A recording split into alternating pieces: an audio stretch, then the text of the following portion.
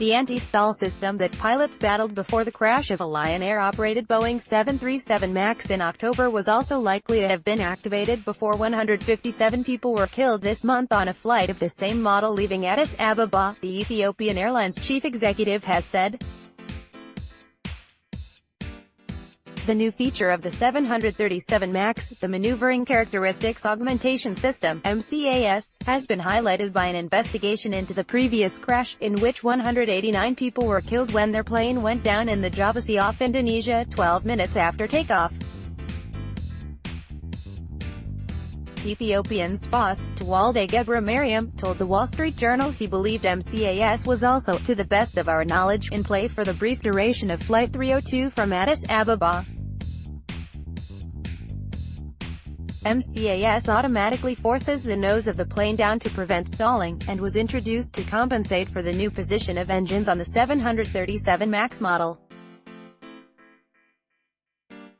A preliminary report into the Lion Air crash has suggested the combination of incorrect sensor readings and MCAS contributed to the plane diving into the sea. 737 MAX MCAS system. Gebremariam's reported remarks are the first from a senior official close to the flight to confirm that MCAS was operating, although he said that only the investigation would provide conclusive evidence.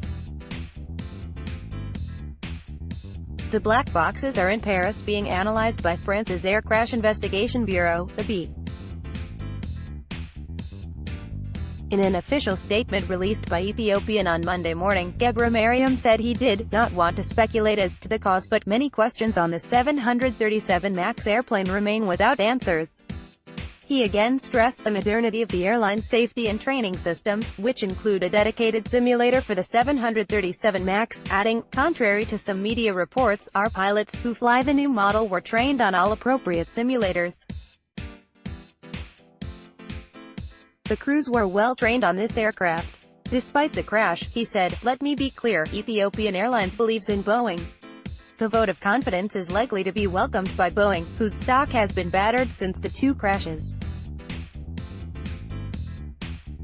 The company will brief more than 200 global airline pilots, technical experts and regulators this week on software and training updates for the 737 MAX.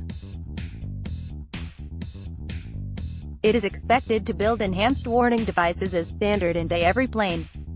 A cockpit light to notify if faulty sensors had been installed in many planes, including the American Airlines fleet, but was not purchased by Lion Air or Ethiopian.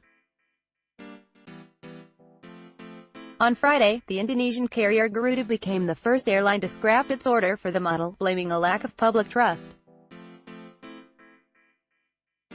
It has taken just one of 50,000 737 MAX planes it has on order, worth up to $6 billion on listed prices. The current global fleet of 387 planes remains grounded as investigations continue. The cockpit voice recorder recovered from the wreckage of the Lion airplane has shown that the pilots were consulting a handbook to understand why the 737 MAX continued to lurch downwards in the final minutes before it crashed into the sea.